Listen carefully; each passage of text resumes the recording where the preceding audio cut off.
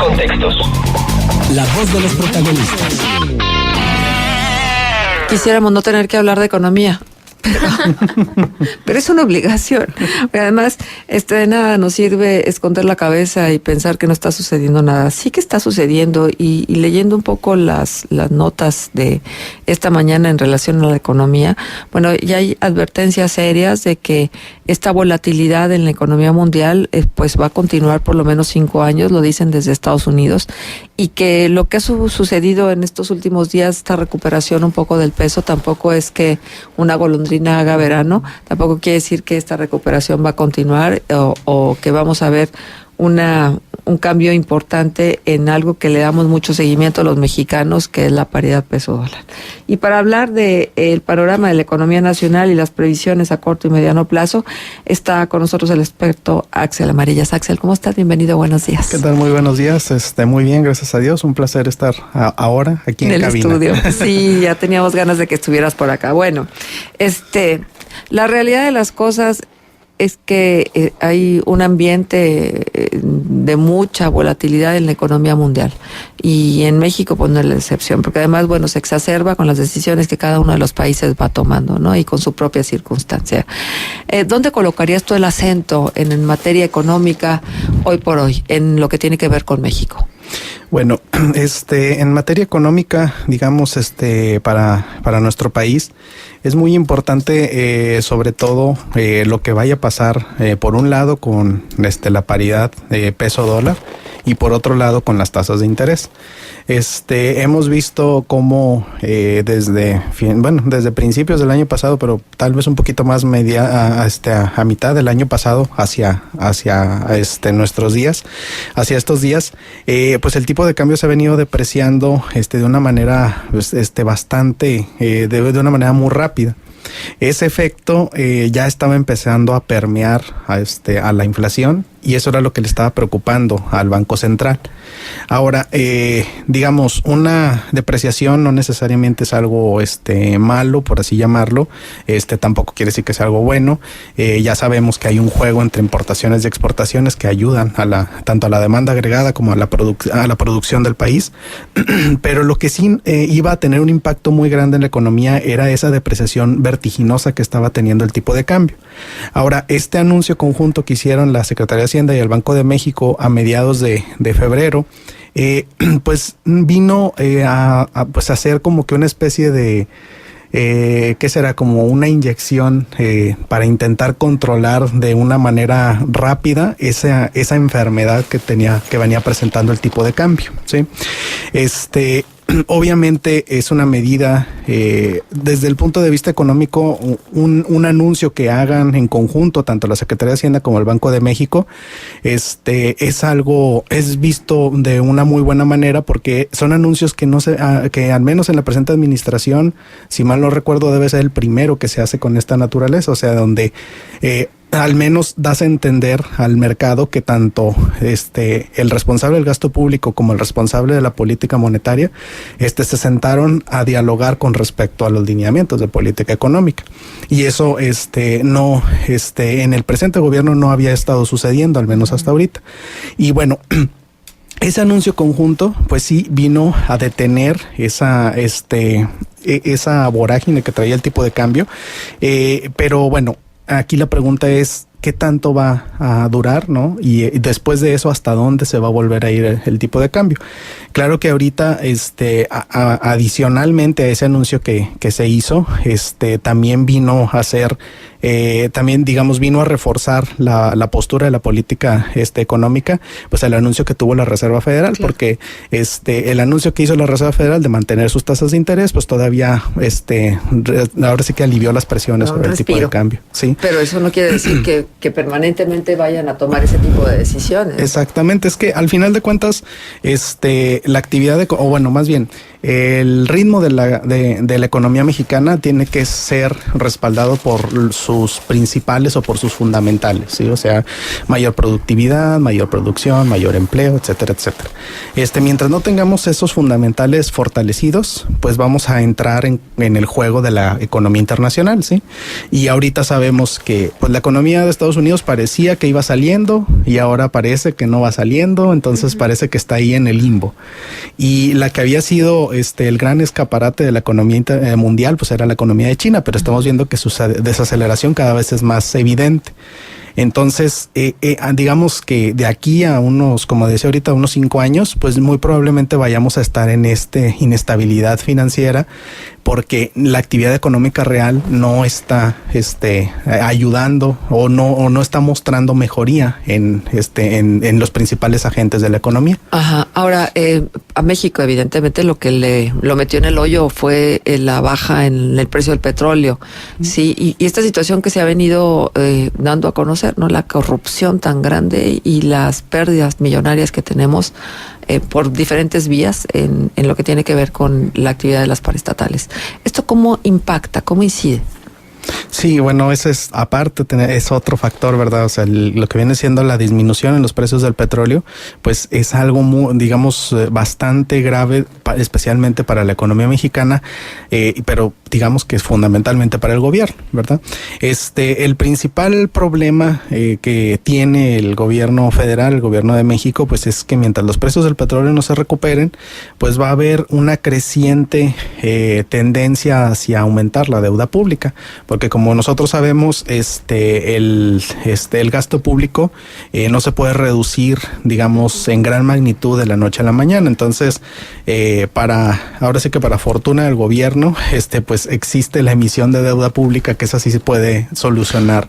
Que esta es otra cosa que se ha venido señalando de una manera importante, ¿no? Los niveles de deuda pública que se han venido alcanzando en el sexenio de Enrique Peña Nieto, que no pasaba igual, bueno, en los 2 sexenios panistas no ocurrió esto.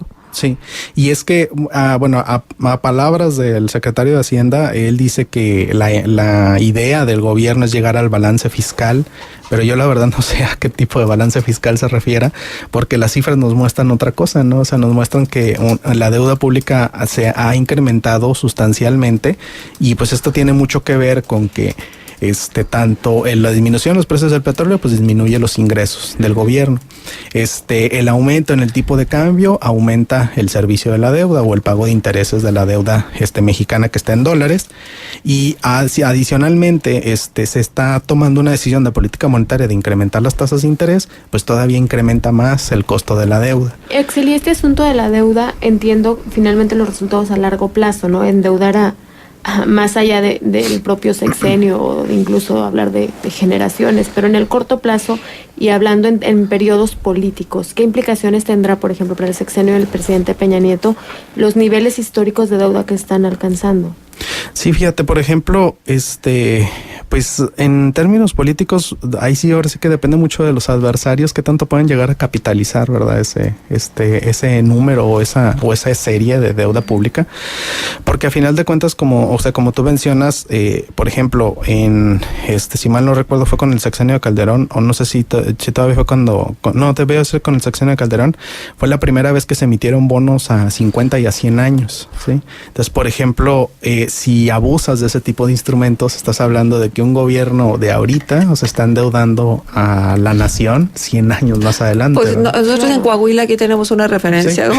Muy próxima. No son 100 ni son 50, pero son 30, ¿no? Por lo menos, a menos que se renegocie. Y esa es otra, ¿verdad? La haces inmortal a la deuda, ¿no? Porque cada vez la empiezas a renegociar. Exacto. y a renegociar y cada vez la vas haciendo más lejos, pero al mismo tiempo sigues teniendo necesidades, ¿no? Entonces, claro. ¿De dónde puedes sacar el dinero? Bueno, tengo que sacar más deuda. Axel, y en este contexto, ¿qué hay de la confianza en las inversiones locales? Es decir, los que tienen dinero invertido en el país están confiando, tienen con qué confiar finalmente para para permanecer con su capital en el país. ¿O va a haber fuga de capitales como en otras ocasiones? Es que fíjate que eso es algo bastante interesante. Por ejemplo, este tipo de, o sea, lo que hizo el Banco Central en conjunto con la Secretaría de Hacienda fue, bueno, incrementamos las tasas de interés, reducimos un poco la emisión de deuda pública o el gasto de gobierno, y eso es para mandarle un mensaje al mercado financiero en el sentido de que, bueno, no te salgas o no saques tus dólares de las inversiones en los mercados mexicanos, porque estamos ofreciendo un mayor rendimiento, te estamos ofreciendo algunos, o bueno, la promesa de una mejora, ¿no? En los fundamentales de la economía mexicana. Pero eso también, eso se manda otro tipo de señal. Si tú haces más atractivo invertir en un bono, o invertir simplemente en cualquier instrumento de deuda, pues estás fomentando a que el dinero se salga de la actividad real, a que se vaya a la actividad financiera. Y obviamente esa misma tasa de interés pues hace más caros los créditos, ¿verdad? Claro. Entonces eso reduce la demanda agregada, y si este aumento en las tasas de interés se sigue presentando para intentar controlar el tipo de cambio, pues es crearle un problema a la actividad económica real, intentando solucionar un problema de la actividad económica del sistema financiero. Sí, los analistas también prevén una posibilidad en la deflación mundial, es decir que tanto en Europa como en Japón como en Estados Unidos haya un momento en que los consumidores prefieran no comprar. ¿Podemos prever un panorama como estos? Y es que, por ejemplo, hay cifras que llaman mucho la atención. Por ejemplo, la del Banco Central Europeo. O sea, ya poner una tasa de interés de objetivo de 0 y que en el rango se vaya a la negativa, pues ya es algo que al menos yo creo que la mayoría de las generaciones que estamos aquí nunca vimos, ¿no? O sea, una tasa de interés negativa, que ahorita ya lo hizo el Banco Central Europeo, muy probablemente la Reserva Federal pueda llegar a hacerlo si la economía de Estados Unidos no mejora. Japón tiene un problema de deflación desde que yo estudio economía. O sea, al final de cuentas esos datos son bastante no hacen al sentido, porque pues tú piensas de que, bueno, ¿cómo sería si sé que va a haber una deflación? Pues entonces, o sea, no tengo incentivos a comprar ahorita, ¿verdad? Tengo incentivos a comprar después. Claro. Pero cuando llegue ese después voy a decir, no, pues puede ser mejor que me siga esperando. Y eso generaría una crisis económica muy grande. Pero entonces, ¿cómo anda el nivel de confianza de los consumidores? Bueno, en términos de la economía mexicana, de acuerdo a los últimos datos que han estado saliendo, pues aparentemente sigue estando con cierto optimismo, sobre todo derivado de estos movimientos que hubo con respecto a las decisiones de política monetaria. De hecho, si mal no recuerdo, por ahí en los últimos datos de la ANTAD, se decía que sus ventas en ¿cómo se llama al mismo piso de ventas se habían incrementado. Entonces, al menos en ese aspecto, los datos de la economía mexicana todavía no muestran que el consumo pueda venirse a deprimir. Pero pues, es la otra cosa que tenemos que tomar en cuenta, es que los datos de consumo son los primeros que reflejan lo que puede pasar en la actividad económica. Entonces esa serie hay que estarla siguiendo muy muy cuidadosamente, porque cuando muestra unos números cercanos a 0 o inclusive negativos, entonces ahí podríamos estar previniendo una crisis de la economía mexicana. Axel, déjame volver al tema de la posibilidad de que los niveles inflacionarios crezcan, y la preocupación del gobierno mexicano, ¿no? En este sentido, por lo mismo que tú expresabas en un inicio de la conversación. Lo hemos dicho aquí una y otra vez.